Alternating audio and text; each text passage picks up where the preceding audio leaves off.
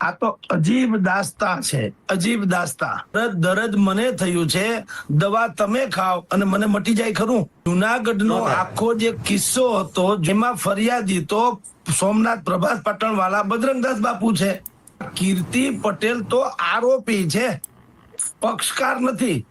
તો કીર્તિ પટેલ અને ઇન્દ્ર ભારતીજી, તમે વિચાર તો કરો, સમાધાન પણ કોની કોની વચ્ચે થાય? સમોવડિયા સામે થાય, પક્ષાપક્ષી વચ્ચે હોય તો સમાધાન થાય.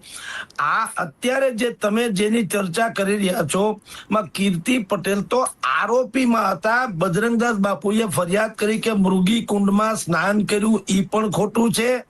અને એના કરતા સૌથી મોટો આક્ષેપ એ હતો કીર્તિ પટેલને કોણ લઈ આવ્યું જુનાગઢમાં, કોણે આશરો આપ્યો અને કોણે કીર્તિ આ મૃગી કુંડમાં. હવે ઈ ફરિયાદ તો એમને ઊભી જ છે. ઈ ફરિયાદનો હજી સુધી કોઈ નિચોડ આવ્યો નથી, નિકાલ થયો નથી. વચ્ચે તમે અત્યારે આપણે જેની ચર્ચા કરીએ છીએ એવો ઘટસ્ફોટ થાય, સમાધાન થઈ ગયું. પણ કોનું સમાધાન? બજરંગદાસ બાપુ સોમનાથ પ્રભાસ પાટણવાળા છે એનું સમાધાન થયું છે ખરું? એને જે આક્ષેપો કર્યા ખતરનાક આક્ષેપો કર્યા ઇન્દ્ર ભારતીજી ઉપર વગેરે ઉપર, વૈભવી જીવન ત્યાં જીવવામાં આવે છે એ તો જો કે દેખાય પણ છે. બાપુનો આશ્રમ છે સદામ હુસેનના મહેલ જેવો, એટલે વૈભવી જીવન છે એ તો હકીકત છે. તદ ઉપરાંત ત્યાં ડ્રગ્સ આવે છે, વીવીઆઈપી ની ગાડીઓ આવે છે, બહારથી છોકરીઓ લાવવામાં આવે છે. આવી બધી જ સનસનીખેજ કહી શકાય એવું બાપુએ ફરિયાદ કરી હતી. પછી પોલીસે પણ ફરિયાદ કરેલી છે, ફરજમાં રૂકાવટથી માંડીને બાકી બધાની. હવે ટ્વિસ્ટ તમે જુઓ, મને ખબર જામીન મળી ગયા છે. હવે ટ્વિસ્ટ તમે જુઓ, કીર્તિ પટેલે ઇન્દ્ર ભારતી બાપુ સહિતના ઉપર ભયંકર આક્ષેપ કર્યા હતા. જે આક્ષેપ બજરંગદાસ બાપુએ કર્યા લગભગ એના જેવા અથવા એનાથી વિશેષ એવા આક્ષેપ તો કીર્તિ પટેલે પણ કર્યા હતા. શું થયું પછી? એમાં એક ટ્વિસ્ટ આવ્યું. ટ્વિસ્ટ શું આવ્યું? કીર્તિ પટેલ ઉપર ખંડણીનો કેસ એક ભાઈએ નોંધવામાં આવ્યો, ખંડણી ઉઘરાવવાનો. અને એ મોટા ભાગે એ ફરિયાદી જેતપુરના હતા ને લગભગ વિધર્મી હતા. એ ઉભા કરવામાં આવ્યા હોવાનું જાણવા મળે છે. એટલે લોહા લોહે કો કાટતા હૈ. કીર્તિ પટેલ જો ઇન્દ્ર ભારતી બાપુના તથાકથિત કૌભાંડો ખુલ્લા પાડે તો સામે કીર્તિ પટેલે પણ ખંડણી માંગી છે અને એ વગેરેની ફરિયાદી પણ તૈયાર છે. ટૂંકમાં બોલો, હવે તમારે બતાવવું છે કે પતાવવું છે એના જેવી વાત થઈ. કહેવાતું સમાધાન, સમાધાને તમે કલ્પના કરો, મહેન્દ્ર નંદગીરીજી, ઇન્દ્ર ભારતી પોતે, હરિહરાનંદજી ભારતી આશ્રમ વાળા. હવે આ ત્રણેયની કક્ષા, એમાં મહેન્દ્રાનંદજી તો જગતગુરુ, એને જૂના અખાડા કે એને જગતગુરુનું પણ એને બિરુદ આપેલું છે. હરિહરાનંદજી છે એ પણ કઈક મહામંડલેશ્વર જેવી મોટી મહંતાઈ ભોગવવાળી વાતો છે. ભારતીય આશ્રમના અત્યારે સર્વે સર્વા છે. અને ઇન્દ્ર ભારતી વિશે તો આપણે જાણીએ છીએ. તો આવા ત્રણ દિગ્ગજ સાધુ સંતો, એને બધાને કીર્તિ પટેલ સાથે સમાધાન કરવું પડ્યું. બોલો, કહેવાતા સનાતન વાળા સાધુઓ ઝૂક્યા કે જ્યારે આટલો મોટો ગંભીર આક્ષેપ ઇન્દ્ર ભારતીજી ઉપરના સહિત મૂકવામાં આવ્યો તો જે સનાતનના ઠેકેદારો અથવા તો બાકાયદા સનાતનના રક્ષકો જે છે એમાંથી એક પણ સાધુ સંતે કીધું ખરું કે ભાઈ આની તથ્યની તપાસ કરો, સાચું હોય તો ઇન્દ્ર ભારતી રાજીનામું આપે અથવા તો ગિરનાર ખાલી કરે, કારણ કે મૂળ વાત સનાતનની છે. ખોટું હોય તો કીર્તિ પટેલ સામે કેસ કરવામાં આવે. તો બે રીતે થવો જોઈએ ને.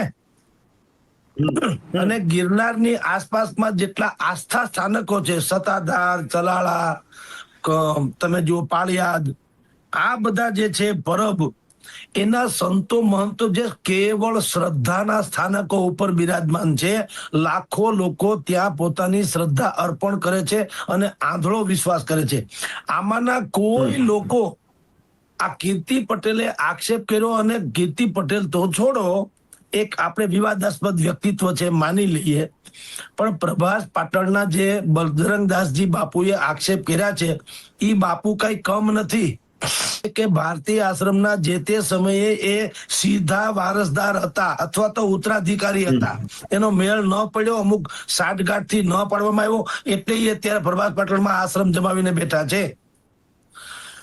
એ જે બજરંગદાસજી બાપુ છે, આપની જાણ ખાતર ગોપાળાનંદજી, જે આખા ગિરનાર પંથકને જેટલા લોકો જાણે છે એને પૂછી લેજો, જેમ અત્યારે શેરનાથજી બાપુનું જે સ્થાન છે અથવા તો જે લોકોને શેરનાથ બાપુમાં જેવી શ્રદ્ધા છે, એવી સૌથી શ્રેષ્ઠ વિભૂતિ અગર ગિરનાર પંથકમાં નજીકના ભવિષ્યમાં કોઈ થયું, એનું નામ હતું ગોપાળાનંદ સ્વામી છે. બજરંગદાસ બાપુ એ ગોપાળાનંદજી સ્વામીની સાથે રહેલા વ્યક્તિ છે. એને પણ આક્ષેપ કર્યો છે ઇન્દ્ર ભારતી ઉપર. એટલે મેં તમને શરૂઆતમાં કીધું કે કીર્તિ પટેલ છોડી દો, એ વિવાદાસ્પદ વ્યક્તિત્વ છે, જેમ બોલે એમ થાય, એ તો બોલ્યા કરે.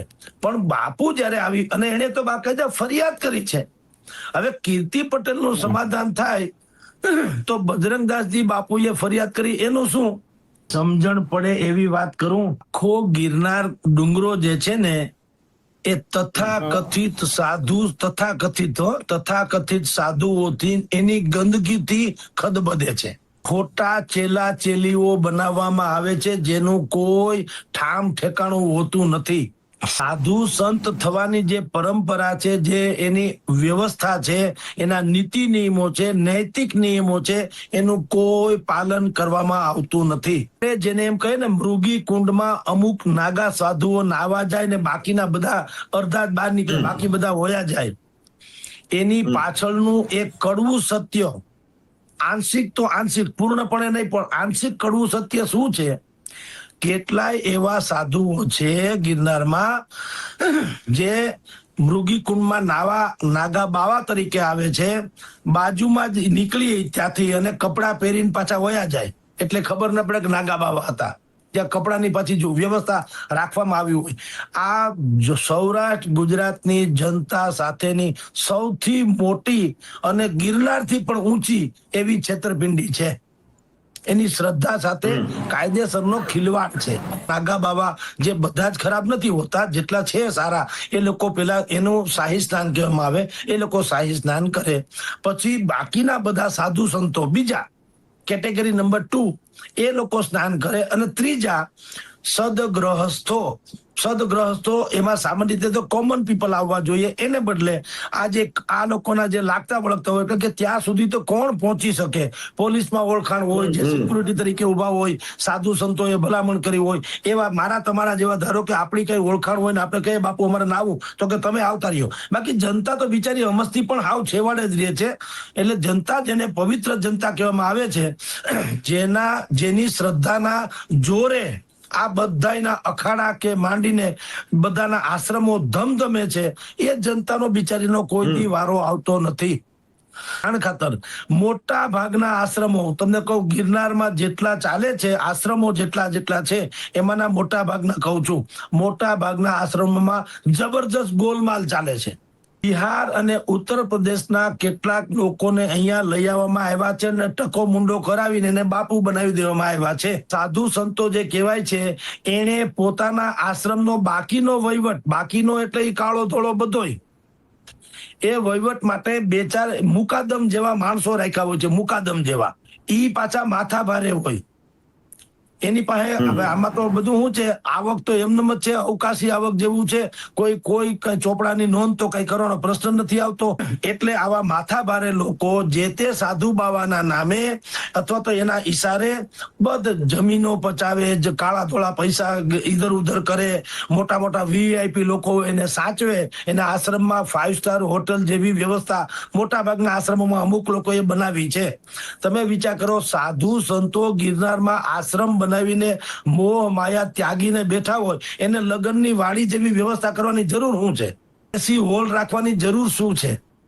સંસાર ત્યાગી અને કાયદેસર સાધના જ કરવી છે અને ગિરનારની ગરિમા જાળવવી છે, અથવા તો અમારા બધાની શ્રદ્ધાની ઉપર તમારે યથાર્થ ઠરવું છે, તો આ ભોગ વિલાસના સાધનો શા માટે? એટલે આમાં સાધુ સંતોએ સમાધાન કર્યું કે તેરી બી ચૂપ મેરી બી ચૂપ.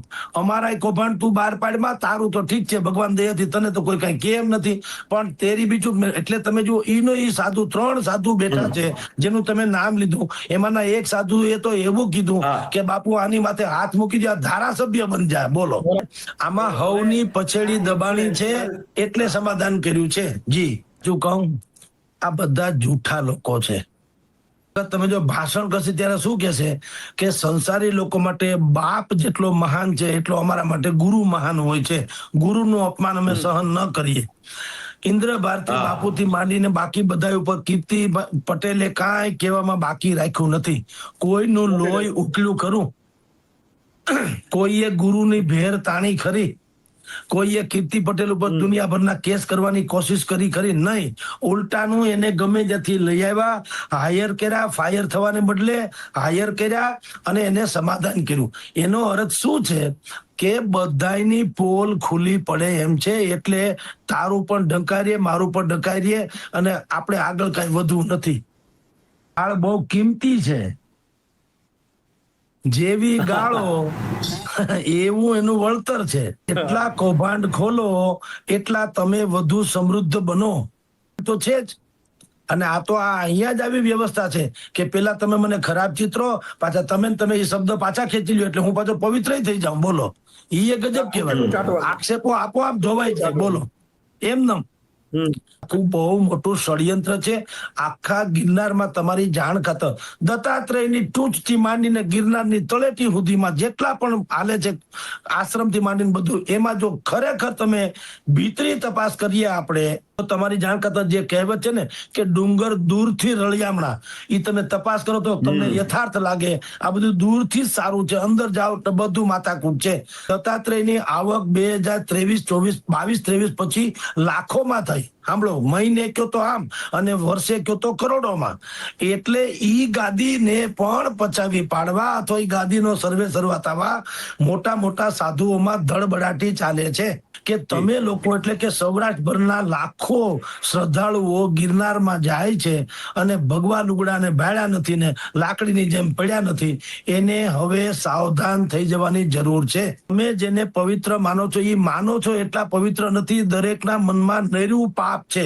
જગ્યાઓનો વિસ્તાર કરવો, કરોડો રૂપિયા ભેગા કરવા, કાળા ધોળામાં ફેરવવા, મોટા વીવીઆઈપી લોકોને હાચવવા, એના પણ કાળા ધોળા હોય. ત્યાં દારૂની બાટલીઓ તમને જોવા મળશે. ત્યાં કોઈ તપાસ તો કરવા આવે નહીં. ગિરનારને અમુક લોકોએ હાયર કરી લીધો છે અને રોપવે જેવી સુવિધા થઈ ગઈ એટલે ટંકશાળ, પૈસાની ટંકશાળ હવે પડે છે. પૈસા ધોમ આવે છે અને કોઈ જાતનું કામ નહીં હોવાને કારણે એ લોકો ખાબોચિયાની જેમ ગંધાઈ ગયા છે. ખરી બાબતો ચાલી રહી છે. એટલે એના આખા એક કુંડાળા છે, એની ગેંગ છે. ગેંગ જ શબ્દ વાપરો તો જરાય ખોટા ન પડો એવું છે. કોઈ એવા જાણકાર લોકો છે જેને મને બધા જ વાતો ડોક્યુમેન્ટરી મોકલવાની વાત કરી છે. ક્રમશઃ મોકલી રહ્યા છે, મોકલી પણ રહ્યા છે. આ કેસમાં હા, કીર્તિબેન પટેલે જે વાત કરી એના પણ મને દસ્તાવેજી પુરાવા સાથે અમુક બાબતો મોકલી છે કે શું કામ સમાધાન થયું છે.